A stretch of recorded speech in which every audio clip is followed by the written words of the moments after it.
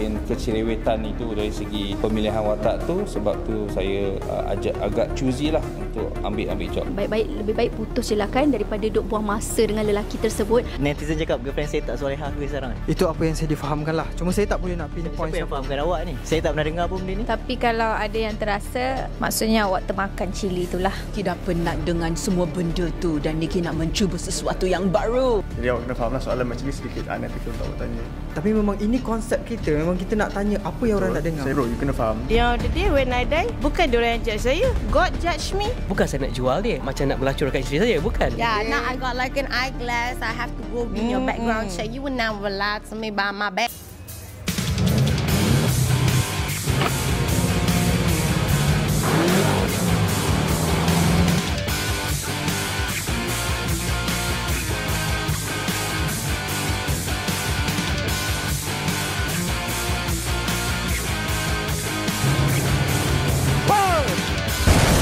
It's time for holiday. Lah, ni apa lagi?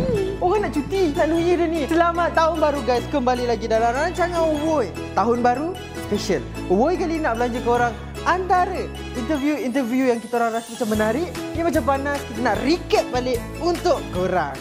So untuk cerita pertama yang kita nak recap ni, Fi rasa mungkin ada yang tak tahu sebab ramai penonton baru kan. Fi nak ucap terima kasih lah korang yang datang tengok kan. Tapi untuk cerita yang pertama ni, kalau mana yang ingat, confirm korang ingat.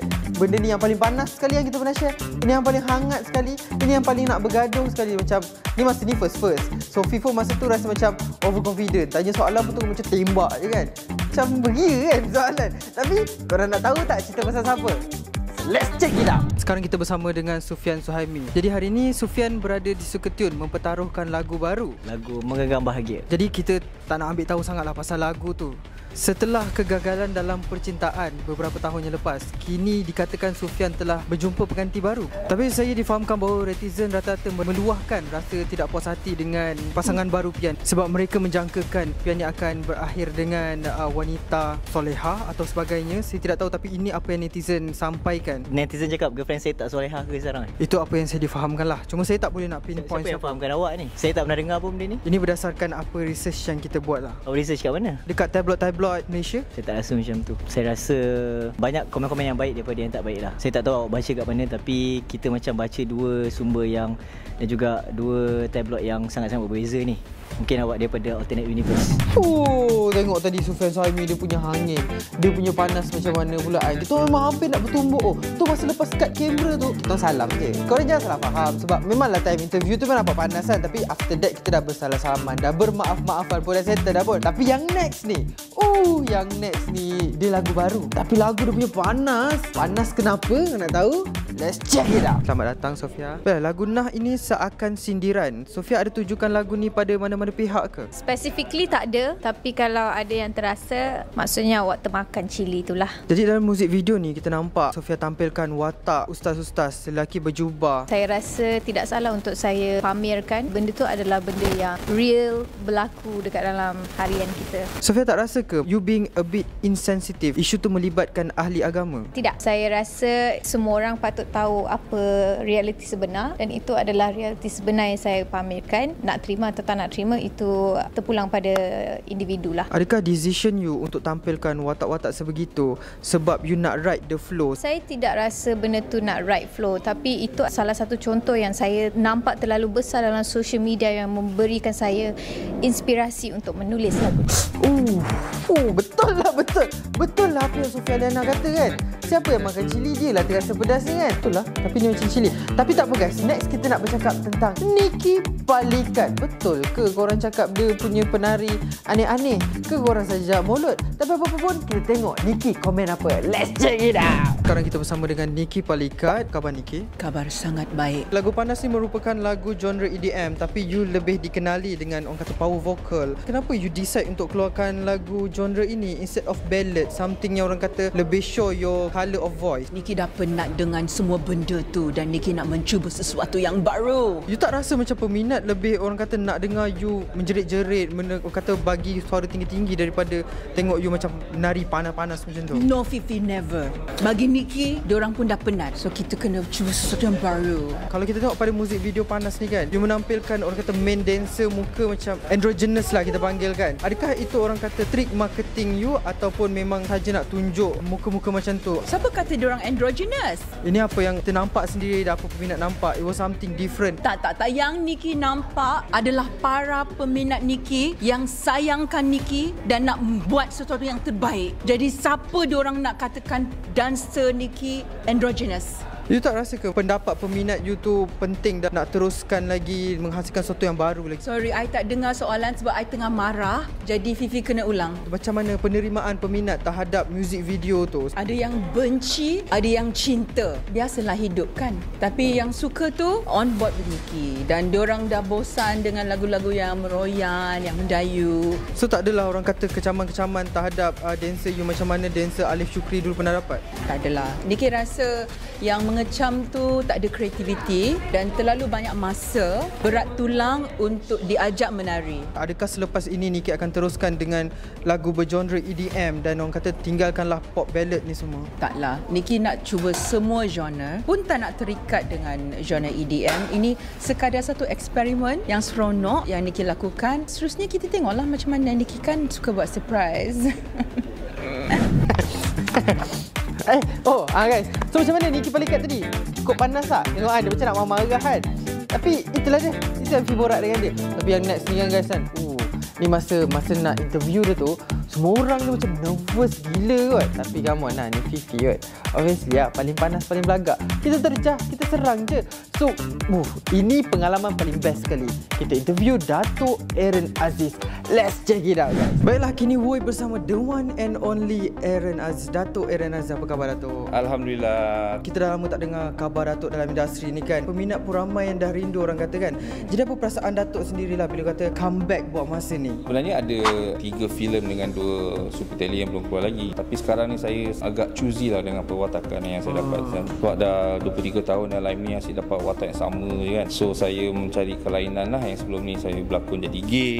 Saya berlakon dalam orang yang ajaran sesat. So saya suka explore different kind of new character. So mungkin kecerewetan itu dari segi pemilihan watak tu, sebab tu saya agak choosy lah untuk ambil job tu. Jadi ini merupakan filem kedua arahan Dato' sendiri kan. Kalau yang pertama Romeo pada tahun 2015 dulu. Jadi apa beza orang kata cabaran mengarahkan Romeo dulu dengan sekarang Sayu yang Syukur? Of course, bila kita membuat satu filem, especially bergenre love story, romantic kan. Pengalaman saya dengan filem-filem love story yang pernah saya lakonkan, yang paling of course lah love story yang paling top, Ombak Rindu. Selepas Ombak Rindu, saya rasa to me lah, saya rasa tak ada filem tempatan yang yang semua buat filem dia action, komedi, horror. Tapi love story orang macam dah lupa dah. Sebab apa? Love story semua dah dapat dah kat TV, drama-drama. Tapi filem dah tak ada. So this is satu peluang yang baik lah pada saya kan. Betul. So ramai kat luar tu sangat-sangat yang menantikan filem macam ni sebenarnya. Ramai. Datuk cakap tadi kan Ombak Rindu dulu satu fenomena. Yang kita tahu lakonan Dato' Aaron juga orang kata sangat meninggalkan kesan. Jadi mungkin Datuk boleh share sedikit lah tentang watak Datuk dalam filem ni. Sebab kita tahu Datuk bukan saja pengarah tapi juga melakonkan watak dalam filem ni. Okay, watak saya sebagai Kudaim dalam filem ni memang sangat berbeza. Belum pernah saya lakonkan watak macam tu. And it's very emotional dan juga boleh katakan roller coaster ride. Cerita ini sebenarnya ada asal usul bukanlah keagamaan, yang saya menggunakan metafor caterpillar. Pada mulanya Kudaim tu di caterpillar, tapi di penghujung filem tu dia jadi satu butterfly yang cantik. So kadang-kadang apa yang kita anggap buruk sebenarnya dia indah di dalam. Tapi apa yang nampak indah kat luar sebenarnya busuk di dalam. So itulah saya punya metafor dalam filem ni. Saya rasa ramai yang boleh relate, especially sekarang ni kan banyak kes rumah tangga dan everything. So dan berkenaan dengan mental health, also depression. So this is sangat relevan lah untuk masyarakat. Macam Datuk cakap, dia relate dengan zaman sekarang. Tapi adakah filem ni orang kata dihasilkan ataupun dia punya proses penggambaran tu berlaku baru-baru ni dalam tahun lepas ke ataupun dah lama sebenarnya? Dah lama sebenarnya, dah lama. Filem ni kita shoot, habis shoot pada tahun 2016. Oh, lama dah. And then kita nak release, tapi masa tu Nusan Bakti Production katakan tak nak, hold dulu.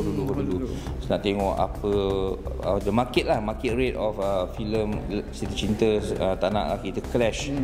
Dan lepas tu PKP dah habis settle, dan sekarang tiba-tiba dah dapat dah. So I think it's the right timing. Dan saya pun diberitahu oleh orang-orang Pawagam lah yang bulan 12 ni tak ada filem lain, tak ada filem cinta lain, hanya filem saya saja. So itu harap-harap satu selling point lah. Dan ya, kata marketing tu penting juga. Ya, betul. Tapi saya akan jaminkan lah anda tak akan hampa. Mungkin Datuk boleh share sikit lah sinopsis cerita tu, jadi bagi kepada orang kata nak yakinkan lagi penonton kita ni. Dalam filem ni dia mengisahkan tentang apa yang saya katakan tadi. Sebab di filem ni saya mengakhiri filem ni daripada satu surah dalam ayat suci Al-Quran, dari surah An-Nisa, di mana lelaki baik akan dipasangkan dengan perempuan yang baik, perempuan yang baik akan dipasangkan dengan lelaki yang baik. So itu adalah istilah of this whole story. Jadi apa-apa pun guys, korang jangan lupa untuk support filem ni. Sayu yang syukur. Lakonan Datuk Aaron Aziz. Bawa tisu banyak Standby tisu. Confirm basah. Baik bawa towel terus. Apa-apa pun kita doakan yang terbaik. So korang jangan lupa support. Let's go guys. Guys, macam mana Aaron Aziz tadi? Tak? Lama kan? Panjang kan? Ya, dapat orang yang jenis kuat borak. Nanti macam borak ke? Tapi sebelum nak interview Datuk Aaron Aziz tu, semua cakap macam, weh, kau serius lah? Dia tu susah nak terima orang nak interview dia. Sekali bila Fi interview pergi, Assalamualaikum Datuk, boleh kita nak interview? Boleh. Nampak tak aura orang hebat macam mana?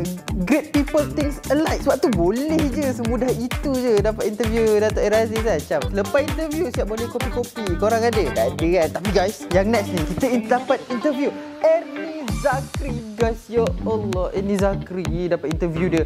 Dia bercakap tentang wanita, tentang masalah apa. Ya perempuan banyak masalah. Tak. Kau.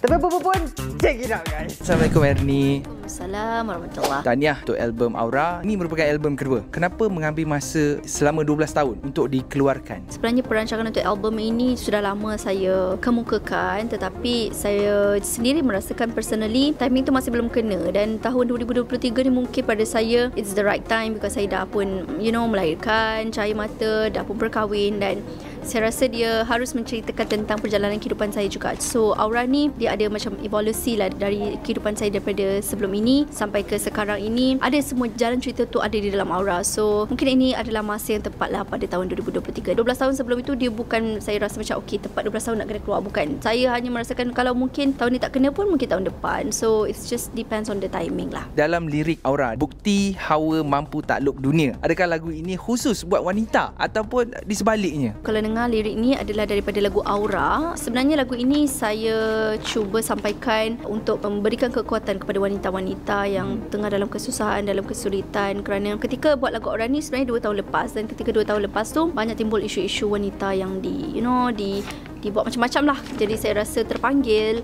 ini bukan daripada kisah personal saya, tapi saya rasa terpanggil untuk mungkin sedikit sebanyak memberi mesej kekuatan kepada wanita di luar sana supaya jangan mengalah, kerana kita kena tahu kita adalah seorang ibu, kita adalah seorang wanita yang sangat-sangat kuat. Jika tiada kita dengan kuasa Tuhan, jika tiada kita yang melahirkan, tidak ada semua insan-insan di dalam dunia ini. Jadi saya nak terapkan mesej sebegitulah kepada semua wanita. Seperti yang kita tahu, isu yang berlaku sekarang ini, adakah lagu ini secara kebetulan relate untuk wanita kat luar sana? Depends sebenarnya. Album Aura ni dia macam umpama sebuah buku lah, saya katakan, ceritakan tentang kekuatan yang kita ingin capai apabila kita berada di dalam at the lowest point of our life, sebab sampai kita dapat berjaya melahirkan aura yang positif. So terpulang kepada individu untuk merasakan lagu mana yang kena dengan kehidupan masing-masing. Macam contoh lagu masing-masing tu kan, lagu dia tentang lebih baik putus je lah kan, daripada duk buang masa dengan lelaki tersebut. Ada umpama begitulah. Tepat atau tidak kena dengan isu-isu yang berlaku sekarang ni, saya rasa mungkin lagu-lagu Aura ada di dalam album ini yang mungkin kena dengan kehidupan mereka di luar sana yang tengah dalam kesusahan. Bukan saya buat ni, memang orang kata dah tahu keadaan-keadaan sebegini akan terjadi, tetapi saya rasa disebabkan keadaan sebegini membuatkan saya mendapat inspirasi untuk memberi kekuatan especially kepada wanita yang tengah merasa kesakitan atas apa yang terjadi dalam kehidupan mereka lah. Interpretation sendirilah kalau rasa macam kena dengan kehidupan sendiri dan dapat merasa kekuatan daripada lagu saya, alhamdulillah. Pandai-pandai je korang cakap perempuan banyak masalah kan. Padahal korang yang tak nak dengar masalah perempuan. Sebab itulah Kak Nini kita buat lagu tu. Sebab apa dia dengar masalah perempuan? Sebab dia perempuan takkan feel pula kan. Aku lelaki macam mana pula aku nak tahu masalah perempuan kan. Tapi tak apa. Thanks to Kak Nini juga sebab dia buat lagu yang woman empowering. Tapi guys, woman empowering pun ni next interview ni guys. Yang ni punya panas guys. Saya nak tumbuk-tumbuk je dengan manager dia. Tapi nak tahu tak apa yang berlaku? Rasa korang dah tengok. Tapi kita nak belanja lagi sekali. So, let's check it out. Heidi, ini kali kedua Heidi masuk Suketune. Ya, betul. Kenapa masuk sampai 2 lagu? Lagu pertama tu tak cukup bagus ke? Tidak plan pun untuk masuk 2 lagu, tapi ni kami punya hasrat lah as a band untuk kami mau majukan lagi kami punya karya-karya. Jadi masuk 2 lagu ni kira yakin boleh menang lah. Nak sapu semua anugerah lah ni. Kalau boleh ya, saya mau menang semua. Kenapa pilih Heidi? Sebab rupa je ke? Sebab muka dia boleh jual? Sebenarnya kita orang sorry, boleh cut je tak? Soalan ni sedikit tak kena lah saya rasa. Tapi ini apa yang penonton nak tahu. Ni apa yang kita nak tanya. Tapi saya kena jaga branding Heidi. Jadi awak kena faham lah soalan macam ni sedikit unethical untuk awak tanya.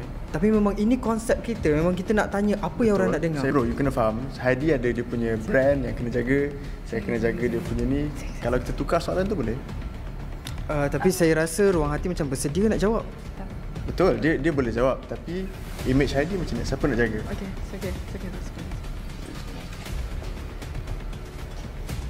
Macam itulah artis baru. Senang ke nak jadi pengacara Woy ni? Asyik nak bergaduh dengan orang, muncul esok lusa tiba-tiba dalam hospital. Tapi itu lah kan, orang kata nak senang ni bukannya mudah. Tengok Datuk AC Mizal guys. Banyak anugerah dia. Ini nama dia, ni baru nama dia idola kan. Nak jadi pengacara. So nak jadi pengacara bukan kata kena tahan maki je kan, macam tadi apa yang jadi dengan Heidi tu. Tapi yang next ni nak melayan dia interview je pun dah macam penatnya aku sikit-sikit. Let's go. Tapi yang penatnya sebab every time selepas tu kita interview artis ke ataupun kita jumpa orang kat luar macam nampak je macam let's go. Aku macam tapi disebabkan dia punya penangan ni lah Woy ni orang nampak. So, kita tengok Hulera guys. Let's go. Selamat datang. Selamat. Hulera merupakan seorang female MC yang dah mewakili negara ke antarabangsa. Followers di social media juga tinggi. Tapi kenapa masih tak panas lagi? Kan rezeki. Di dalam satu temu bual, you pernah cakap yang my only competition is myself. Kenapa? Sebab you rasa you MC paling bagus kat Malaysia ni ke? Saya tak rasa saya paling bagus daripada semua orang. Kalau saya compete dengan orang lain, saya takkan menang lah. Sebab ada hari saya menang, ada hari saya kalah. Tapi kalau saya compete dengan diri saya akan always menang daripada saya yang semalam because I always do better for the next day. Apa pula you punya strategi dalam mempromosikan produk you sendiri? Nyanyi kat show, social media dan sebagainya. Dan suka TV. Let's go. Your only competition is yourself. If you up your own competition, then why you masih sendu sampai sekarang? Adakah sebab you tak cukup kompetitif dengan diri you sendiri? Sekejap, saya tak sekat. Saya rasa rezeki Tuhan. Nanti sampai. Tak sekarang, besok. Tak besok, besok lagi. What about komen-komen yang menyatakan bahawa Hulera ni ada masalah attitude? Ada. Mungkin ada lah kot bagi orang yang tak suka attitude saya. Tapi kalau orang tu suka attitude saya tak ada attitude tu lah kot. Let's go. Jadi adakah Hulera memang tak kisah langsung terhadap pendapat peminat ataupun masyarakat sekeliling? Saya tak kisah pasal pendapat siapa-siapa. Sebab kenapa saya nak kisah orang judge saya? Nanti at the end of the day when I die, bukan diorang yang judge saya, God judge me. Jadi macam mana pula dengan career sebagai penyanyi? Sebab penyanyi ni kita tahu kalau tanpa peminat, tanpa masyarakat, penyanyi takkan ke mana-mana. Yeah, appreciate them. Tapi dia kena ada respect from listeners and the artist. Kalau both sides ada that respect, all good. How you appreciate your fans? Cakap thank you. So guys, kau kat bawah, naik. Benda angle bukan. So guys, kalau nampak tadi kan, Hulera, aku nak tanya apa? Let's go. Simple as that. Tapi guys, untuk yang next ni dia macam nak kata panas, dia panas lah. Isu jual isteri. Siapa yang jual isteri? Siapa yang jual isteri? Zaman jual-jual ke? Zaman tinggal-tinggal cerai je, bukan zaman jual-jual dah. So guys, nak tahu cakap pasal apa? So let's check it out. Interview dengan Rizal and Mariam. Let's go. Apa khabar Mariam? Apa khabar? Khabar baik. Berlakon baru-baru ni untuk filem Mat Tudung Begin. Mariam merupakan seorang influencer sebelum ni. Sekarang jadi pelakon pula. Rasa mampu ke nak berlakon? Mampu sebab saya dah ada experience saya buat berlakon. Adalah karakter Mariam. Ramai director atau producer nak bawa Mariam karakter tu dalam cerita Dato' Fiz Fairuz tu. Nak bawa Mariam karakter juga dan tambah karakter apa yang Datimun ada. Saya nak tanya soalan sikit saja kepada suami Mariam sendiri, Encik Rizal. Kenapa selalu menggunakan Mariam dalam social media dan sebagainya? Kenapa you tak rasa diri you sendiri mampu untuk pergi jauh ke? Kata-kata menggunakan tu tak wujud dalam hidup kita orang. Sebab pada saya, kita saling memerlukan. Tanpa saya, Mariam tidak berada di sini. Tanpa saya, Dua Kimchi tak wujud. Dan tanpa Mariam, Rizal pun tak ke mana. Mungkin saya masih dekat Korea. Dan saya sendiri pun tak mengakui saya sepenuhnya bawa Mariam dalam industri. Dia juga yang bawa diri dia dalam industri. Saya hanya kenalkan dia dalam industri seni Malaysia untuk dia bawa talent, bakat dia untuk dia kembangkan dalam industri hiburan kita. Saya sebagai suami hanya menyokong dia untuk kalau kita nampak seseorang tu ada bakat, kita nak cungkil bakat dia, kita kenalah kedepankan dia kan, betul tak? Bukan saya nak jual dia macam nak melacurkan isteri saya, bukan. Saya rasa orang yang bercakap tu tak ada sense. Jadi statement bodoh macam tu saya rasa tidak wujud dalam kamus hidup saya dengan Mariam ni. Sebab saya rasa dia buat tu bukan untuk kerana mencari material, untuk mencari duit, sebab permintaan. So, macam mana guys? Panas tak tadi? Itu cerita dia. Tak apa panas ni Mariam dengan si Rizal tu kan? Hey Gwen! Kau balik Christmas kan? Tu macam mana dah Christmas kau Kia? Fun. Merry Christmas doa, Merry Christmas doa. Tapi aku nak tanya kau juga, kau kenal Zamira? Kenal Zamira? Itu dia punya freestyle rap macam ni. Kau kenal Zamira kan? So, kau rasa Zamira ni dia genre apa? Aku rasa dia genre yang rap lah. Betul, Zamira ni dia rap. Tapi dia tu lirik dia sendiri. Katanya banyak sangat rahsia tersirat dan tersurat rahsia kerajaan dekat dalam lirik si Zamira ni. Tapi nak tahu apa? So, let's check it out guys.